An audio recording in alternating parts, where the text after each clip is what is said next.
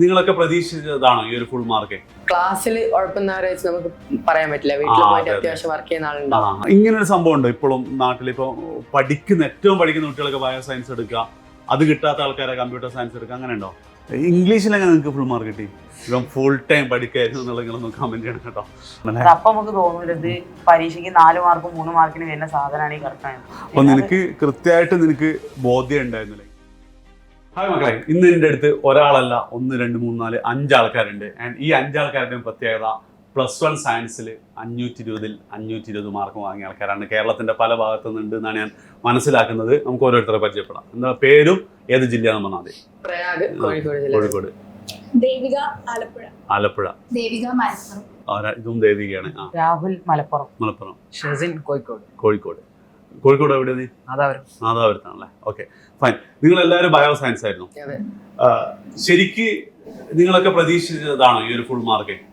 അത്യാവശ്യം പരീക്ഷ എഴുതി കഴിഞ്ഞപ്പോൾ ഫുള്ള് കിട്ടുമെന്ന് വിചാരിച്ചിട്ടുണ്ട്. 520 കേട്ടോ, 520. ആൻഡ് നിങ്ങൾ നിങ്ങളല്ലാണ്ട് നിങ്ങളുടെ ക്ലാസ്സിൽ വേറെ ആർക്കെയും കിട്ടിയിട്ടുണ്ടോ? കിട്ടിയിട്ടില്ല. കുറെ പേര് പ്രതീക്ഷിച്ചിട്ടുണ്ടായിരുന്നു. 520 കേട്ടോ, 520 നീ മാത്രമാണ്. നിന്റെ അടുത്തല്ലോ നീ മാത്രം. ഒരു കുട്ടിയുണ്ട്. അറിവില് ഞാൻ മാത്രമേ ഉള്ളൂ. അതുപോലെ നീ അറിഞ്ഞില്ല. അപ്പൊ നല്ല പഠിപ്പിച്ചല്ലേ? നിന്റെ അറിവ് നീ മാത്രമാണുള്ളത്. ബാക്കി പഠിക്കുന്ന കുട്ടികളോടൊക്കെ ചോദിച്ചിട്ടുണ്ട്. ഞാൻ ഗ്രൂപ്പ് ഈ സ്കൂൾ വൈസ് റിസൾട്ട് കിട്ടിയിരുന്നു. അപ്പൊ അതിലിങ്ങനെ അറിയണവരൊക്കെ നോക്കിയപ്പോ 1 2 മാർക്കിനൊക്കെ പോയിട്ടുണ്ട്. അധികം ആൾക്കാർക്ക് ഇംഗ്ലീഷിലാന്ന് തോന്നുന്നില്ല പോയത്. നീ മാത്രമേ ഉള്ളൂ. നീ ഏത് സ്കൂള്? RNM. ഓക്കെ. നരിപ്പറ്റ, എന്റെ നാടാ. Right, fine. ആൻഡ് നിങ്ങൾ ബയോ സയൻസ് എല്ലാവരും ബയോ സയൻസ് എടുത്തോണ്ട് പ്രത്യേകിച്ച് അഡ്വാൻറ്റേജ് എന്തുണ്ടോ? ഏറ്റവും നല്ലതായിട്ട് തോന്നുന്നില്ല. പിന്നെ കമ്പ്യൂട്ടർ സയൻസ് താല്പര്യമില്ലാത്ത ആൾക്കാർക്ക് ബയോ സയൻസ് എടുത്താൽ കമ്പ്യൂട്ടർ സയൻസ്. ഇപ്പൊ ഇങ്ങനെ ഒരു സംഭവം ഉണ്ട് ഇപ്പോഴും നാട്ടിൽ. ഇപ്പൊ ഏറ്റവും പഠിക്കുന്ന കുട്ടികളൊക്കെ ബയോ സയൻസ് എടുക്കുക, അത് കിട്ടാത്ത ആൾക്കാരെ കമ്പ്യൂട്ടർ സയൻസ് എടുക്കുക, അങ്ങനെ ഉണ്ടോ? അങ്ങനെ സയൻസ് പഠിക്കുന്ന സയൻസ് അത് ഇപ്പോഴും പഠിക്കുന്ന കുട്ടികൾ സയൻസ്. പക്ഷെ ബയോ സയൻസും കമ്പ്യൂട്ടർ സയൻസും ആ രണ്ട് അങ്ങനെ ഒന്നും ഇല്ലല്ലോ. കുട്ടികളിപ്പം JEE ഒക്കെ നോക്കുന്ന ആൾക്കാരൊക്കെ കമ്പ്യൂട്ടർ സയൻസ് ഡയറക്റ്റ് എടുക്കുന്നുണ്ടല്ലേ, നന്നായി പഠിക്കുന്ന ആൾക്കാരാണെങ്കിലും. ആൻഡ് പിന്നെ എങ്ങനെയാ ഓരോ സബ്ജക്റ്റും? നീ ഇപ്പം നമുക്കൊരു 200 ദിവസം ക്ലാസ് ഉണ്ടെന്ന് കരുതാം. നീ ഏകദേശം ഒരു എത്ര ദിവസം പഠിച്ചിട്ടുണ്ടാവും? ഡെയിലി പഠിക്കുന്ന കുറച്ചെങ്കിലും പഠിച്ച ദിവസമാണ്. വീട്ടിൽ നിന്ന് സ്കൂളല്ലാതെ ഒന്നും നമ്മുടെ ആപ്പിലെ ക്ലാസ് കാണാം, അല്ലെങ്കിൽ എന്തെങ്കിലുമൊക്കെ ചെയ്യും. ഹോംവർക്ക് ചെയ്യുന്നൊന്നും കൂട്ടില്ല. അങ്ങനെ കുറച്ചെങ്കിലും പഠിച്ച ദിവസം എത്ര ഉണ്ടാവും? 200ൽ 100 പകുതി ദിവസമേ ഉള്ളൂ. എന്തെങ്കിലും പ്രധാനപ്പെട്ട കാര്യങ്ങൾ ഉണ്ടെങ്കിൽ പഠിത്തം ഒഴിവാക്കാറുള്ളൂ. ഓക്കെ, കുറച്ചെങ്കിലും എല്ലാ ദിവസവും അങ്ങനെ പഠിച്ചു പോകും. ഒരു 200ൽ എത്ര ദിവസം പഠിച്ചിട്ടുണ്ടാവും? ഒരു 190 ദിവസം പഠിച്ചിട്ടുണ്ടാവും. ഇതുപോലത്തെ ആൾക്കാരെ ശരിക്കും എനിക്ക് ഇന്റർവ്യൂ ഉണ്ട് ആവശ്യം. നീനോ? 100 50 ദിവസം പഠിച്ചിട്ടുള്ളൂ. എന്നിട്ട് ഫുൾ മാർക്കിലേക്ക്. എടാ, നിങ്ങൾ സത്യം പറയണം കേട്ടോ. കാരണം എന്താ പ്രശ്നം എന്ന് വെച്ചാല് ഓൾറെഡി കുട്ടികൾക്കൊക്കെ ഒന്നും പഠിക്കാൻ താല്പര്യമില്ല. അപ്പൊ പിന്നെ ഈ വീഡിയോ കാണിച്ചിട്ട് അമ്മ നിർബന്ധിക്കുമ്പോൾ പറയുന്നത് ഇപ്പൊ 30 ദിവസം പഠിച്ചിട്ടുള്ളൂ അമ്മ, എന്നിട്ട് എന്തുണ്ട് എനിക്ക് 520, അവൻ 520 കൊണ്ട് അത്രയൊക്കെ പഠിച്ചാൽ മതി. അതുകൊണ്ട് സത്യം മാത്രമേ ബോധിപ്പിക്കാൻ പാടുള്ളൂ. ഇവൻ കറക്റ്റ് പറഞ്ഞിട്ടുണ്ട്. രാഹുൽ നല്ല പേര്. രാഹുൽ, ഷസിൻ, പ്രയാഗ്, പിന്നെ ദേവിക അല്ലേ? ഓക്കെ. പിന്നെ അപ്പൊ നിങ്ങൾക്ക് പഠിക്കാതിരിക്കുമ്പോൾ നിങ്ങൾക്ക് ടെൻഷനൊന്നും തോന്നാറുണ്ടായിരുന്നില്ല? തോന്നിയിട്ടുണ്ട് നിങ്ങൾക്കോ? കുറച്ചൊക്കെ. അപ്പൊ പിന്നെന്താ പഠിക്കാതിരുന്നത്? എന്തുകൊണ്ടാണ് നിങ്ങൾ പഠിക്കാതിരുന്നത്? എന്താ ആ സമയത്ത് ചെയ്തത്? അപ്പൊ സ്കൂളിൽ നിന്ന് വരുമ്പോ ലേറ്റ് ആവും. പിന്നെ ആ ക്ഷീണത്തിന് ഉറങ്ങിപ്പോ. ഈ ദേവികയോ? ടയർഡ് ആവും, ടെൻഷൻ ഉണ്ടാവും. പിന്നെ നാളെ പഠിക്കാൻ അങ്ങനെ മാറ്റി വെക്കും. നിന്നോട് തന്നെ ചോദിക്കേണ്ട ആവശ്യമില്ല. നീ പഠിച്ചിട്ടുണ്ട്. നിന്റെ കേസിലാ? പക്ഷെ ഫ്രണ്ട്സ് രാത്രി ഫ്രണ്ട്സാ? രാത്രി അങ്ങനെ പഠിക്കാനാവില്ല. ഫോണിൽ നോക്കി പോയി സമയം. ഓക്കെ. നിന്റെ കേസിലോ? ഞാൻ ക്രിക്കറ്റ്, ആർട്സ്, സ്പോർട്സ് എല്ലാം നിന്നൊരു സമയം ഉണ്ടാവില്ല. അതൊന്നും പകലല്ല, രാത്രി ഉണ്ടാവില്ലല്ലോ. രാത്രി ഞാൻ ഒരു 9 മണിയൊക്കെ ആവും ചില ദിവസം നാടകം കഴിഞ്ഞിട്ടൊക്കെ എത്താൻ. അപ്പൊ അതൊക്കെ കഴിഞ്ഞിട്ട് പിന്നെ ഉറങ്ങാനും, പിന്നെ രാവിലെ സമയം കിട്ടിയ അരമണിക്കൂർ ജസ്റ്റ് പിറ്റേത്തേക്ക് ക്ലാസ് ഒക്കെ അഥവാ കയറേണ്ടി വന്നാൽ പകുതി മുങ്ങാറാണ്. എന്നാലും കയറണമെങ്കിൽ ചെയ്യേണ്ട വാക്കെല്ലാം ചെയ്യും. എടാ, ഇവരെ ഫ്രണ്ട്സ് വീഡിയോ കാണുന്നുണ്ടെങ്കിൽ ഇതാണോ സത്യം എന്നുള്ള നിങ്ങളൊന്ന് കമന്റ് ചെയ്യണം കേട്ടോ. വിത്ത് പേര് ഇവൻ ഫുൾ ടൈം പഠിക്കായിരുന്നു എന്നുള്ള നിങ്ങളൊന്ന് കമന്റ് ചെയ്യണം കേട്ടോ. Okay, right. അപ്പം ശരിക്കും എപ്പോൾ പഠിച്ചാലാ ഈ ഫുൾ മാർക്ക് കിട്ടുക? എന്താ നിങ്ങളുടെ അഭിപ്രായം? അതായത് ലാസ്റ്റ് പഠിച്ചു കഴിഞ്ഞാൽ ഫുൾ മാർക്ക് കിട്ടുമോ? ഒരിക്കലും കിട്ടൂല. ഓക്കെ, നമുക്കതൊന്ന് ഡിവൈഡ് ചെയ്യാം. അതായത് നിങ്ങൾക്കിപ്പോൾ ശരിക്കും എല്ലാവർക്കും ഓൺ എക്സാം ഉണ്ടായിരുന്നില്ല, പബ്ലിക് ഉണ്ടായിരുന്നില്ല. ചില സ്കൂളൊക്കെ നടത്തിയിട്ടുണ്ടാവും. ക്രിസ്മസ് എക്സാം ആണ് ഫസ്റ്റ് വന്ന എക്സാം. പിന്നെ നിങ്ങളെ സ്കൂളൊക്കെ ഈ പ്രീ മോഡൽ അങ്ങനത്തെ എക്സാംസ് ഒക്കെ നടത്തിയിട്ടുണ്ടോ? സീരീസ് ടെസ്റ്റുകൾ ഉണ്ടായിരുന്നു, രാഹുലിനുണ്ടായിരുന്നു അല്ലേ? ഓക്കെ. പിന്നെ മോഡൽ എക്സാം വരും, പിന്നെ ഫൈനൽ എക്സാം. ആൻഡ് ഫൈനൽ എക്സാമിൻ്റെ ഇടയ്ക്ക് അത്യാവശ്യം നല്ല ഗ്യാപ്പ് ഉണ്ടായിരുന്നു. അപ്പം നമുക്ക് തുടങ്ങാം. മോഡൽ എക്സാം വരെ ഉഴപ്പി. മോഡൽ എക്സാം ആകുമ്പോൾ പിന്നെയും വിചാരിക്കുന്നത് ഫൈനൽ എക്സാമിന്റെ ഗ്യാപ്പിൽ കുറേ സമയം ഉണ്ടല്ലോ, അന്നേരം പഠിക്കുക എന്നുള്ള രീതിയിൽ മോഡൽ എക്സാമിന് ശേഷം പഠിച്ചു തുടങ്ങി കഴിഞ്ഞാൽ 520 എത്ര മാർക്ക് കിട്ടുന്നത് എനിക്ക് തോന്നുന്നത്?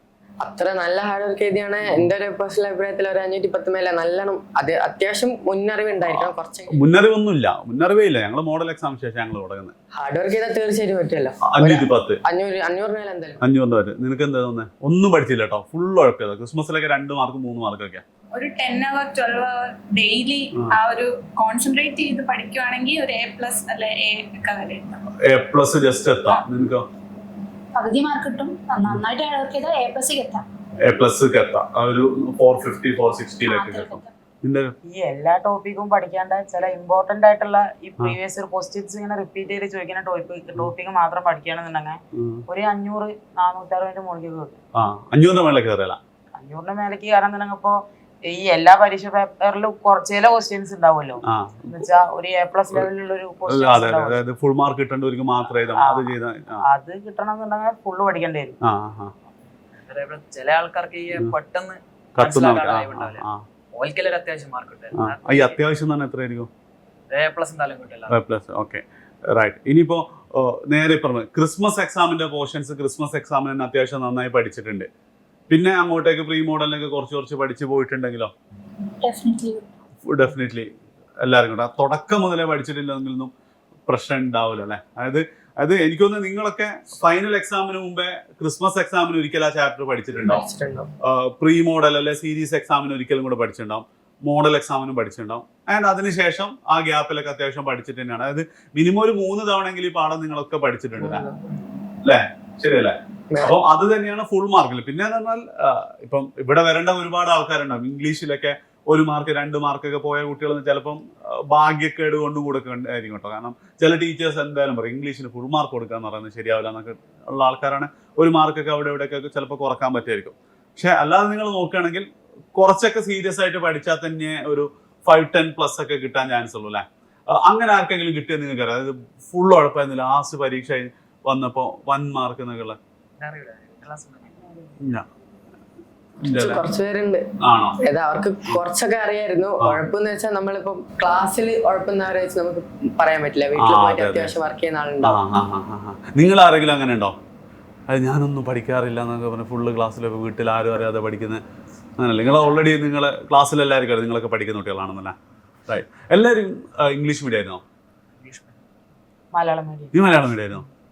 അപ്പോൾ മലയാളം മീഡിയം പഠിച്ചിട്ടാണ് എനിക്കൊന്ന് ഏറ്റവും വലിയ അച്ചീവ്മെന്റ് ഇതായിരിക്കും കേട്ടോ. കാരണം എനിക്കൊക്കെ അതിന്റെ കഷ്ടപ്പാട് നന്നായിട്ട് മനസ്സിലായതാണ്. ഇംഗ്ലീഷിലടക്കം ഫുൾ മാർക്ക് കിട്ടിയിരുന്നല്ലേ? നിനക്ക് ബുദ്ധിമുട്ടേ ഉണ്ടായിരുന്നില്ല +1 എത്തിയപ്പോ? ബുദ്ധിമുട്ട് അങ്ങോട്ട് പഠിച്ചങ്ങോട്ട് പോയി. 10ാം ക്ലാസ്സിലും പിന്നെ ഇംഗ്ലീഷ് ഉണ്ടായിരുന്നല്ല. 10ലും ഇംഗ്ലീഷ് കുറച്ച് ടഫ് തന്നെയായിരുന്നു.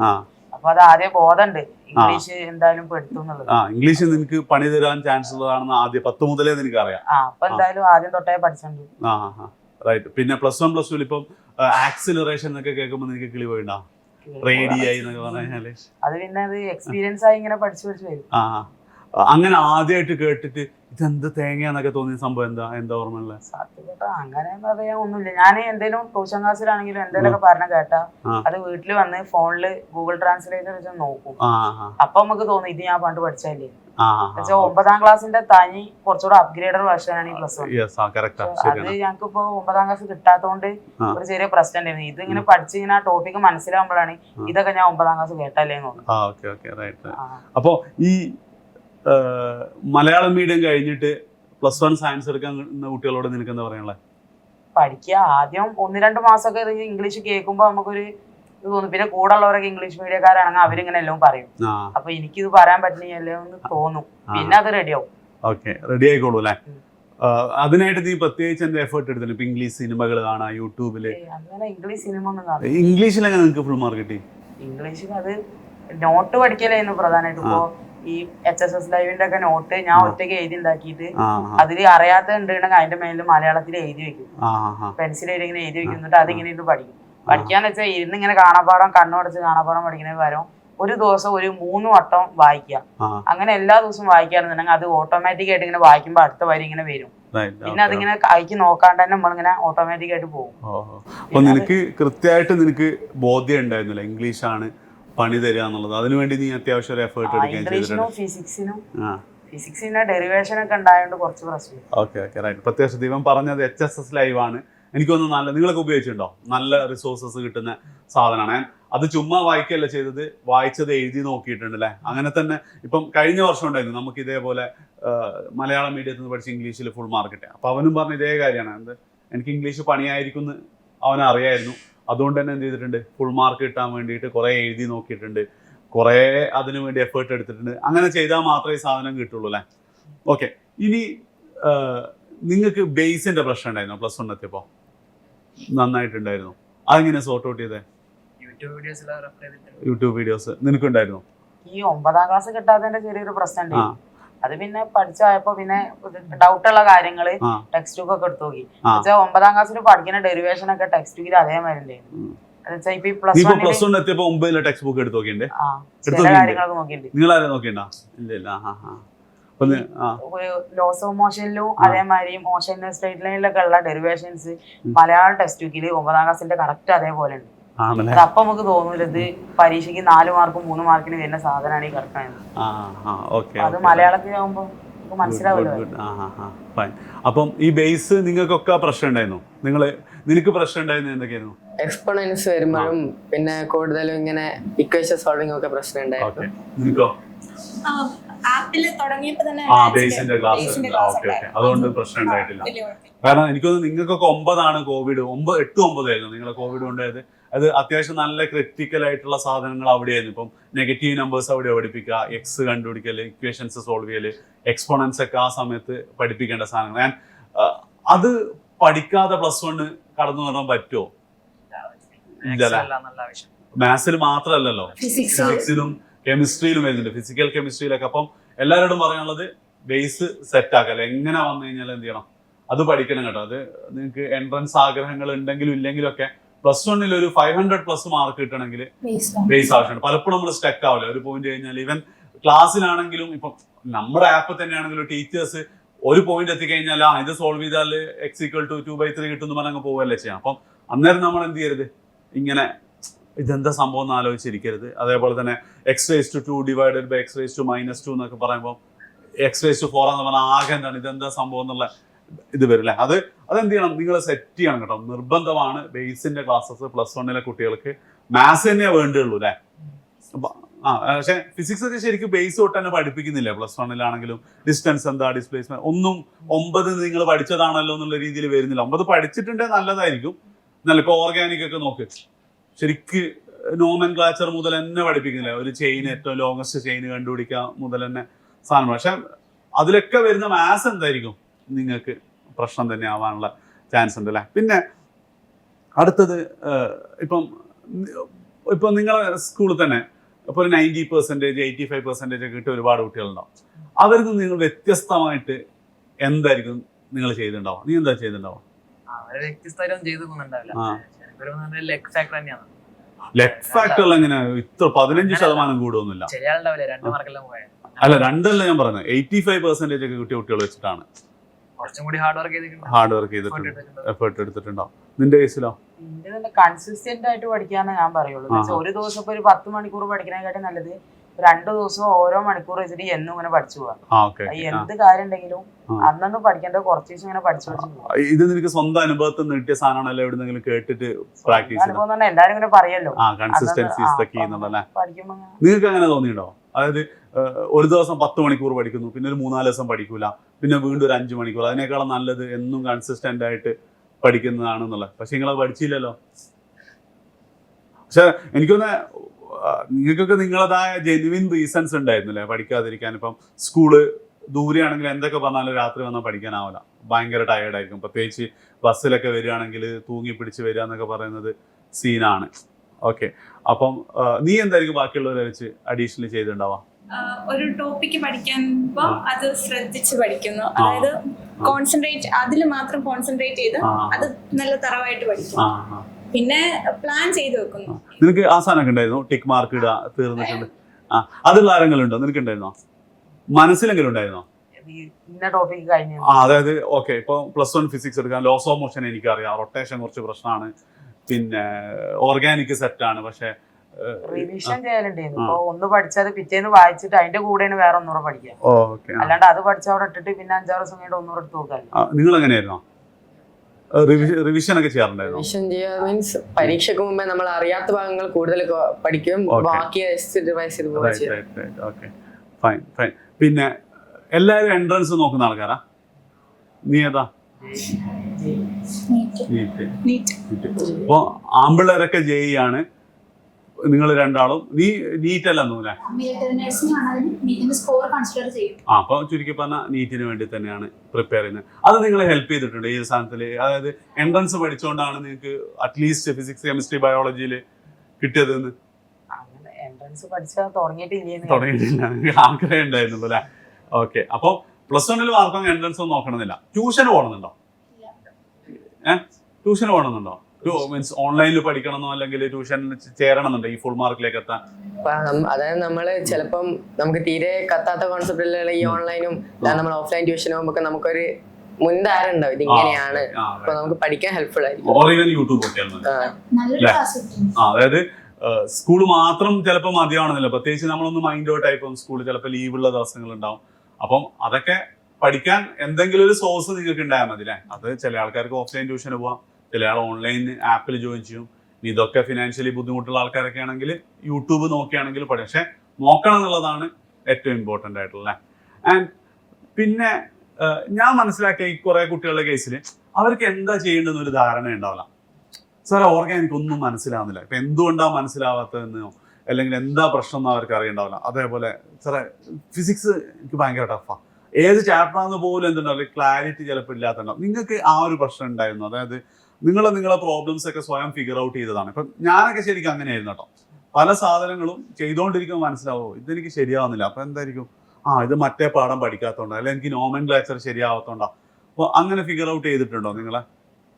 ഇങ്ങനെ അതിന്റെ മുകളിൽ ആലോചിച്ചിരുന്നിട്ടുണ്ട് അല്ലേ? ഫസ്റ്റ് വട്ടം നോക്കുമ്പോൾ മനസ്സിലായില്ലെങ്കിലും കണ്ടിന്യൂസ് ആയിട്ട് ഇങ്ങനെ ആലോചിക്കുമ്പോഴും അതിനെപ്പറ്റി ഇങ്ങനെ കുറെ പഠിക്കുമ്പോഴും മനസ്സിലായി. റൈറ്റ്. നിങ്ങളൊക്കെ കേസിൽ അങ്ങനെ ഉണ്ടായിരുന്നു? അത് തന്നെ ഫോക്കസ് ചെയ്ത്, അതായത് ടഫുള്ള പാർട്ട് മാറ്റി വെക്കാതെ അത് തന്നെ അത് പഠിച്ച് തറവാകുന്നിടം വരെ അത് അതിൽ കോൺസെൻട്രേറ്റ്. ഏതെങ്കിലും ഒരു സെക്ഷൻ ഈ ഓർഗാനിക് കെമിസ്ട്രി ഭയങ്കര ടഫായിരുന്നു. നീ എങ്ങനെ ടാക്കിൾ ചെയ്തത്? അത് ഞാൻ പിന്നെ കുറച്ച് കോഡ്സ് ഒക്കെ വെച്ച് എന്റേതായ രീതിയിൽ തന്നെ ചെയ്തിട്ടുണ്ട്. അതിന്റെ മുകളിൽ ഒരു ബോധപൂർവ്വം എഫേർട്ട് എടുത്തിട്ടില്ല. അല്ലാതെ ഫിസിക്സ് എനിക്ക് ടഫാണ്, എന്നെ കൊണ്ട് പറ്റൂല പറഞ്ഞിട്ട് മാറി നിന്നിട്ടില്ല. നിങ്ങളൊക്കെ ഭയങ്കര ഡിറ്റർമൈൻഡ് ആണെന്ന് തോന്നിയിട്ടുണ്ടോ നിങ്ങൾക്ക്? അതായത് ഒരു കാര്യം വിചാരിക്കുക, അത് ചെയ്യാൻ പറ്റിയിട്ടില്ല, ഭയങ്കര വിഷമം വരിക ആണല്ലേ? രാഹുൽ വയസ്സിലോ? വിഷമം വരെയൊക്കെ ചെയ്യാൻ പറ്റും, പക്ഷെ പിറ്റേ ദിവസം അതും കൂടെ ചെയ്യുന്നു. മീൻസ് അതായത് ഒരു ടാർഗറ്റ് ഒക്കെ വെച്ച് അത് അച്ചീവ് ചെയ്യുന്നതിൽ ഒരു സന്തോഷമൊക്കെ കിട്ടുന്ന ആൾക്കാരാണല്ലേ? ആൻഡ് അത് ഭയങ്കര ഇമ്പോർട്ടന്റ് ആണോ ഈ സാധനത്തില്, പഠനത്തില്? കാരണം പല ആൾക്കാരും എന്ത് ചെയ്യും, ടൈം ടേബിൾ ഒരു വീഡിയോ ഒക്കെ ഞാൻ ഇട്ടാലോ ഓക്കെ ഇന്ന് ടൈം ടേബിൾ ഒക്കെ ഫുൾ ചെയ്താന്ന് ഉണ്ടാക്കാൻ ആദ്യത്തെ ദിവസം തന്നെ അത് തെറ്റിക്കുന്നു മാത്രമല്ല പിന്നെ അതിനെക്കുറിച്ച് വലിയ ചിന്ത ഉണ്ടാവില്ല. അത് പറ്റൂലല്ലേ? ആൻഡ് ഇപ്പോ നിങ്ങൾക്ക് ഈ വിചാരിച്ച മാർക്കൊന്നും കിട്ടിയിട്ടില്ല, ഒരു 500 മാർക്ക് കിട്ടിയുള്ളൂ ഔട്ട് ഓഫ് 620. ഇപ്പൊ റിഗ്രറ്റ് ഉണ്ടാവോ? നല്ലോണം ഉണ്ടാവും. നിനക്ക് എന്തിനാ റിഗ്രറ്റ് ഉണ്ടാവാ? ചില ടൈമെല്ലാം വെറുതെ തന്നെ ഫോൺ നോക്കി സമയം പോയിട്ടുണ്ടാവും. രാഹുൽ ഡേസിലോ? 500 520 കിട്ടുന്നില്ല, ഒരു 5 മാർക്ക് ഇംഗ്ലീഷിലൊക്കെ ഒരു ഉറപ്പുണ്ടായിരുന്നു ഫസ്റ്റ് ചെയ്യുമ്പോൾ. പിന്നെ മോഡലിന് എനിക്ക് ഫുള്ള് കിട്ടും, അപ്പൊ പിന്നെ ഒരു ആത്മവിശ്വാസം വന്നു. ഈ പബ്ലിക്കും എനിക്ക് മോഡൽ മാറി തന്നെ വല്ല പബ്ലിക്കും ഉണ്ടാവുക, അപ്പൊ ആ ഒരു ലെവലിലേക്ക് എത്താൻ പറ്റുമെന്ന് തോന്നുന്നു. നിന്റെ 600 മാർക്കൊന്നും 500 മാർക്ക് നിനക്ക് കിട്ടിയിട്ടുള്ളൂ. അപ്പൊ നീ റിഗ്രറ്റ് അടിക്കുന്ന എന്ത് പാർട്ടിലായിരിക്കും? ചെയ്ത കാര്യങ്ങൾ ചെയ്യാത്ത കാര്യങ്ങൾ എന്തായിരിക്കും? ചെയ്യാത്ത കാര്യം വെച്ചാൽ കുറച്ചുകൂടെ കണ്ടന്റ് ഓറിയന്റഡ് ആയിട്ട് പഠിക്കാത്തതുകൊണ്ടാവും പറഞ്ഞത്. പിന്നെ അതൊരു വിഷമം ഇങ്ങനെ നടക്കും, ഇത്രയും പഠിച്ചിട്ട് കിട്ടിയില്ലല്ലോ. നിങ്ങൾക്കോ? ടൈം വേസ്റ്റ് ചെയ്ത് നിനക്കോ നാടകത്തിൽ അഭിനയിച്ചതിനൊക്കെ നഷ്ടബോധം തോന്നുന്നു? അതിനേക്കാളും കൂടുതൽ ക്രിക്കറ്റിനൊക്കെ പോയിട്ട് ക്ലാസ് തീരെ ഇരിക്കാത്തതിനാണ് കുറ്റബോധം തോന്നുന്നു. ഓക്കെ. പിന്നെ ഇപ്പോഴത്തെ കുട്ടികളുടെ മെയിൻ ഡിസ്ട്രാക്ഷൻസ് എന്താന്ന് നിങ്ങൾക്ക് തോന്നുന്നത്? Instagram, social media, phone. ഇങ്ങനെ ഞാനിങ്ങനെ പത്രത്തിലൊക്കെ കാണാൻ സ്കൂളുകളിലൊക്കെ ഭയങ്കര ഡ്രഗ്സ് ഒക്കെയാണെന്നൊക്കെ, അങ്ങനെ അതിനൊരു റിയാലിറ്റി ഉണ്ടോ? ഉണ്ടായിരിക്കാം. പക്ഷെങ്കിൽ നമ്മള് ശരിയായി ചെയ്യുന്നെങ്കിൽ, നമ്മള് റൈറ്റ് ആയ വേല പോകുന്നെങ്കിൽ നമുക്ക് അതൊന്നും ഒരു ഡിസ്ട്രാക്ഷൻ ആയി മാറൂല. അല്ല, അതല്ല ഞാൻ ചോദിക്കുന്നത്. ഇതൊരു, അതായത് നിങ്ങളെ സ്കൂളിൽ ഇങ്ങനെ ഡ്രഗ്സ് യൂസ് ചെയ്യുന്ന കുട്ടികൾ, ഡ്രഗ്സ് അവിടെ അവൈലബിൾ ആണെന്നുള്ളതൊക്കെ നിനക്ക് ഞങ്ങളെ സ്കൂളിലില്ല എന്നാണ് തോന്നുന്നു. നിനക്കോ തോന്നിയില്ല? ഡ്രഗ് ഉപയോഗിക്കുമ്പോ വീട്ടുകാരെ പറ്റി ആലോചിക്കാം. ആവുന്നില്ല, അതൊന്നല്ല. നിങ്ങളെ സ്കൂളിൽ ഡ്രഗ്സ് അവൈലബിൾ ആണെന്ന് ഫീൽ ചെയ്തിട്ടുണ്ടായിരുന്നു? സ്കൂളിൽ അവൈലബിൾ ആണെന്ന് അറിയില്ല, കേട്ടിട്ടില്ല. അപ്പം ചിലതൊക്കെ എനിക്ക് തോന്നുന്നത് വെറുതെ ഒരു ഏതെങ്കിലും ഒരു സ്കൂൾ ഉണ്ടാകുമ്പോൾ കേരളം മൊത്തം ഇതാണെന്ന് പറയുന്നതായിരിക്കാനാണ്. നിങ്ങളൊന്നും ഇല്ല, കേട്ടിട്ടില്ല. എന്തെങ്കിലും ഉണ്ട്, എന്തായാലും നിങ്ങൾ അറിയേണ്ടതല്ലേ ഒരു സംഭവമുള്ളതൊക്കെ. ഓക്കെ, പുതുതായി +1 വരുന്നവരോട് എന്താ പറയാനുള്ളത്? ഒരു ഡ്രീം ഉണ്ടെങ്കിൽ അതിനുവേണ്ടി വർക്ക് ചെയ്യുക. അതുപോലെ ലൈഫിൽ കൂടുതൽ കോംപ്രമൈസ് ഒന്നും ചെയ്യാതെ നമുക്ക് വേണ്ട കാര്യങ്ങൾ വേണ്ട സമയത്ത് വേണ്ട രീതിയിൽ വേണ്ട ടൈം കൊടുത്ത് ചെയ്യാം. അത്രേ. ഈ കോംപ്രമൈസ് ചെയ്യരുതെന്ന് പറഞ്ഞിട്ടുണ്ട്. +1 വന്ന കുട്ടികളൊക്കെ പറയുമ്പോൾ ഞാൻ ഇനി +1 ഒന്നിനും നിൽക്കില്ല, പരിപാടിക്ക് നിൽക്കില്ല. ചിലപ്പോൾ നല്ല കഴിവുള്ള കുട്ടികളായിരിക്കും, പരിപാടിക്ക് നിൽക്കില്ല, നാടകത്തിന് നിൽക്കില്ല, വീടിന്റെ അടുത്തുള്ള പരിപാടിക്കൊന്നും പോവില്ല. അങ്ങനെ ആ സമയം നമ്മള് വെറുതെ വേസ്റ്റ് ചെയ്ത് കളയുന്ന സമയത്തിലേക്ക് ഇൻവെസ്റ്റ് ചെയ്താല് നമുക്ക് വേണ്ട ഒരു ഹൈറ്റിൽ എത്താൻ പറ്റും എന്നാണ് എനിക്ക് പറയാനുള്ളത്. ആദ്യം കുറച്ച് ടഫായിട്ട് തോന്നും +1 കയറുമ്പോ, കുറച്ച് എല്ലാ ചാപ്റ്റേഴ്സ് ഒക്കെ കാണുമ്പോ. പിന്നെ അത് നമ്മളെ തന്നെ മോട്ടിവേറ്റ് ചെയ്ത് പഠിച്ചു തുടങ്ങിയാൽ കുഴപ്പമില്ല. പഠിക്കേണ്ടത് ഇപ്പൊ നമ്മളെ ആവശ്യമാണെന്ന് വിചാരിച്ചാൽ എല്ലാവർക്കും പഠിക്കാം. നന്നായി പഠിക്കുക. 10ാം ക്ലാസ് അല്ല, കുറച്ചുകൂടെ കണ്ടന്റ് കുറച്ചുകൂടെ കൂടുതൽ പഠിക്കാണ്ട്. അതിനനുസരിച്ചുള്ള പഠിച്ചിങ്ങനെ പോകും. ഫസ്റ്റ് വരുമ്പോ കുറച്ച് ചാപ്റ്റർ എല്ലാം ഒന്നും ക്ലിക്ക് ആവില്ലല്ലോ, അതോർത്ത് ടെൻഷൻ അടിക്കാണ്ടിരിക്കുക. പിന്നെ അതിനായിട്ട് ഹാർഡ് വർക്ക് ചെയ്യാൻ നല്ല എഫേർട്ട് ഇട്ട് പഠിക്കുക. ചുളുവിൽ കിട്ടോ 500 600 മുകളിൽ മാർക്ക്? ഒന്നുമില്ല, കോപ്പി അടിച്ചാൽ കിട്ടില്ല പഠിക്കുന്നതിന്റെ. Okay, right. ആൻഡ് നിങ്ങളൊക്കെ എന്താ, വാട്ട് മോട്ടിവേറ്റഡ് യു? നിന്നെന്താ ഇങ്ങനെ പഠിക്കാനും? ഇപ്പം 520 മാർക്ക് കിട്ടുക എന്ന് പറയുമ്പോ പിന്നെ എന്താ പറയാ, വെറുതെ കിട്ടുന്നല്ല, ലക്കൊന്നല്ല. അപ്പം എന്താ നിന്നെ മോട്ടിവേറ്റ് ചെയ്തൊരു സാധനം? എന്റെ ഫാമിലി എല്ലാവരും നല്ല പഠിച്ച് നല്ല മാർക്കെല്ലാം വാങ്ങിയത്. നിർത്തണം എന്നുള്ളൊരു. ഓക്കെ. മാർക്ക് പറഞ്ഞാൽ ചീത്ത പേരാവുന്നുള്ളതാണല്ലേ? നിന്റെ ആരാ, ചേട്ടൻ, ചേച്ചി? ഓക്കെ. നിന്റെ കേസിൽ എന്താ? വീട്ടിലത്തെ അവസ്ഥയും അച്ഛനും അമ്മേന്റെ കാര്യങ്ങളൊക്കെ ആലോചിച്ചിട്ടാണ്. വീട്ടിലത്തെ അവസ്ഥ എന്ന് പറയുമ്പോ സാമ്പത്തികമായിട്ട് കുറച്ച് പിന്നോക്കാണ്. അപ്പൊ നല്ലൊരു കോളേജിൽ അഡ്മിഷൻ, പൈസ വലിയ കുറവില്ലാണ്ട് അഡ്മിഷൻ കിട്ടണമെന്ന് വിചാരിച്ചിട്ടാണ് പഠിക്കുന്നത്. നിന്റെതാ?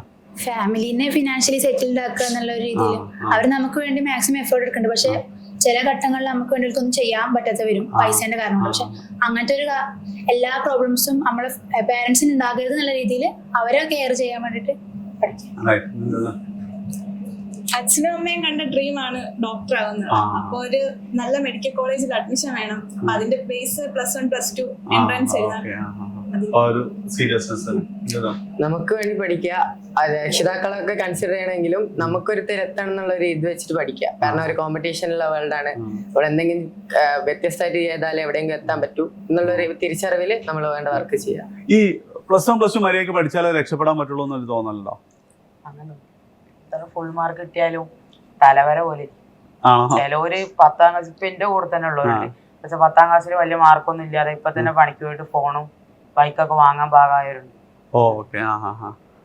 അതായത് ഹാർഡ് വർക്ക് ചെയ്യണം എന്നർത്ഥം അല്ലേ? അതായത് ഇതല്ലെങ്കിൽ വേറെ നമ്മൾ എന്താണോ ചൂസ് ചെയ്യുന്ന ഫീൽഡ് അതിലെന്ത് ചെയ്യേണ്ടി വരും നന്നായിട്ട്. കാരണം ഇപ്പൊ നിങ്ങൾ ഈ മാർക്കിന്റെ കേസിൽ തന്നെ പറയണ, ഇപ്പം ഞങ്ങൾ ഇത്തവണത്തെ +2 ഫിസിക്സ്, കെമിസ്ട്രി, ബയോളജി അല്ലെ ഫിസിക്സ്, കെമിസ്ട്രി, മാത്സിൽ 600 എല്ലാ കുട്ടികൾക്കും റിപ്പീറ്റിന് ഹോസ്റ്റൽ ഫീസ് അടക്കം ഫ്രീ ആണ് ഈ വർഷം. ഇനി അടുത്ത വർഷം അതുണ്ടാവും എന്ന് അറിയില്ല കേട്ടോ. അടുത്ത വർഷം അത് ചോദിച്ചു വരരുത്. അന്നേരം എന്താണോ പ്ലാൻ അതിനനുസരിച്ചാണ്. പക്ഷെ 599 മാർക്കാണെങ്കിൽ അവർക്ക് ഹോസ്റ്റൽ ഫീസ് ഉണ്ട്. ട്യൂഷൻ ഫീസ് മാത്രമേ ഫ്രീ ഉള്ളൂ. അതായത് ഹോസ്റ്റൽ ഫീസ് ഓൾമോസ്റ്റ് ഒരു 9,800 വെച്ചിട്ട് ഒരു 11 മാസം ഉണ്ടാവും. ഒരു 1,11,000 രൂപ. അതായത് ഒരു മാർക്കിന്റെ വിലയാണ്.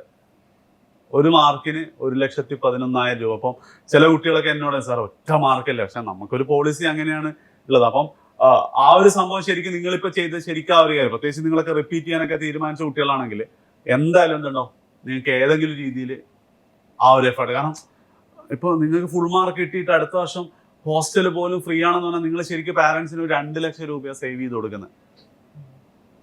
ഓക്കെ, അപ്പം അതെപ്പോഴും എന്തുണ്ടാവാം, മനസ്സിലുണ്ടാവാം. പിന്നെ അതേപോലെ തന്നെ പുതിയ +1-കാരോട് നിങ്ങൾ പറഞ്ഞൂലേ, പിന്നെ കുറച്ച് ലൈഫ് എൻജോയ് ചെയ്യണം, പക്ഷെ ഒരു സമയം എന്തായാലും പഠനത്തിന് വേണ്ടി തന്നെ മാറ്റി വെക്കണം തന്നെയാണ് നിങ്ങളൊക്കെ അല്ലേ.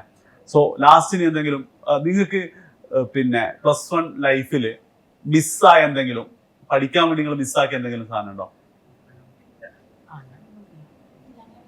ഒന്നുമില്ല. ഓക്കെ, അപ്പം ഇത് നിങ്ങൾക്ക് ഏകദേശം കാര്യങ്ങൾ മനസ്സിലായിട്ടുണ്ട്. അതായത് ഞാൻ ശരിക്ക് ഈ ഇന്റർവ്യൂ ചെയ്യുമ്പോൾ ഞാൻ വിചാരിച്ചിട്ടുണ്ടായിരുന്നത് എന്താണെന്ന് വെച്ച് കഴിഞ്ഞാൽ, പിന്നെ ഇവരൊക്കെ ഫുൾ ടൈം ഇരുന്ന് പഠിക്കുന്ന, ബാക്കി ഒന്നിനും പങ്കെടുക്കാത്ത കുറേ കുട്ടികളൊക്കെ ആയിരിക്കുമായിരുന്നു. പക്ഷെ അങ്ങനെയൊന്നും അല്ല.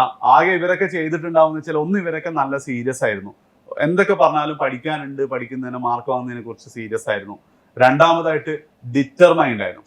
അതായത് എന്താ, ഓരോ ദിവസം ഇത്ര പഠിച്ച് തീർക്കണം, അത് തീർക്കാൻ പറ്റിയിട്ടില്ല, അതിൽ വിഷമിക്കുന്നുണ്ടായിരുന്നു. ആൻഡ് അതേപോലെ തന്നെ നല്ല എന്തുണ്ടായിരുന്നു, ഡ്രീം ഉണ്ടായിരുന്നു, നല്ല മാർക്ക് വാങ്ങണം, ഇതിനെ കുറിച്ചൊക്കെ സംഭവം. അപ്പം ഇതൊന്നും എന്തല്ല അത്ര ബുദ്ധിമുട്ടുള്ള കാര്യങ്ങളൊന്നും അല്ല. ശരിക്കും അങ്ങനെ ഒരു സങ്കടമൊക്കെ നിങ്ങൾക്ക് ഉണ്ടോ? ഇങ്ങനെ പഠിച്ചുകൊണ്ട് കുറെ സാധനം മിസ്സായി പോയിട്ടുണ്ട്, അങ്ങനത്തെ ഒരു സാധനമില്ല. ആകെ ഡെയിലി 1 മണിക്കൂർ ആവറേജ് അങ്ങോട്ട് പഠിച്ചാൽ മതി അല്ലേ? ആവറേജ് ഒരു ഡെയിലി. അത് ഏതിന്, നിങ്ങളുടെ +1 ഫുൾ മാർക്ക് വാങ്ങാൻ. പക്ഷെ എൻട്രൻസ് ഒക്കെ ആകുമ്പോൾ കുറച്ചും കൂടെ എന്ത് ചെയ്യണം, കൂടുതൽ സമയം പഠിക്കണം. ആൻഡ് +2 നിങ്ങൾ അങ്ങനെ പഠിക്കും, ആൻഡ് +2 ഫുൾ മാർക്ക് തന്നെ കിട്ടും അല്ലേ? അത് തന്നെയല്ല ആഗ്രഹം, ഫുൾ മാർക്കിന് വേണ്ടി പഠിക്കാൻ. കൂടെ തന്നെ എൻട്രൻസ് എന്ത് ചെയ്യാം, നിങ്ങൾ ഒന്നുകൂടെ ഫോക്കസ് ചെയ്യട്ടെ. ഇതുവരെ പഠിച്ചിട്ടില്ല എന്നൊക്കെ പറഞ്ഞു, പക്ഷെ റിപ്പീറ്റ് ചെയ്യാൻ തീരുമാനിച്ചു എന്നുള്ള രീതിയിൽ എന്ത് ചെയ്യരുത്, ഇനി ഈ വർഷം പഠിക്കുന്നില്ല നോക്കരുത്. റിപ്പീറ്റ് ചെയ്യുമ്പോൾ നിങ്ങൾക്ക് നല്ല ബുദ്ധിമുട്ടാവാൻ ചാൻസ് ഉണ്ട്. സോ +1 സയൻസ് എന്തായാലും ഒട്ടും ടഫല്ല. ഇവരെ ഇന്റർവ്യൂ തന്നെ നിങ്ങൾക്ക് മനസ്സിലാവും, അതിന് മാത്രം വലിയ കാര്യമൊന്നും ഇവർ ചെയ്തിട്ടില്ല എന്നുള്ളത്. അതേപോലെ തന്നെ നോക്കുക. ഉറപ്പായിട്ട് എന്താണ്, ലൈഫിൽ സക്സസ്ഫുൾ ആവാൻ പല മെത്തേഡ് ഉണ്ടെങ്കിലും ഒരു ഈസിയസ്റ്റ് മെത്തേഡ് തന്നെയാണ് നന്നായി പഠിച്ച് നല്ല കോളേജിലേക്ക് അഡ്മിഷൻ കിട്ടുക എന്നുള്ളത്. അപ്പോൾ നിങ്ങൾ അതുപോലെ തന്നെ ചെയ്യുമെന്ന് വിചാരിക്കുന്നു. Thank you.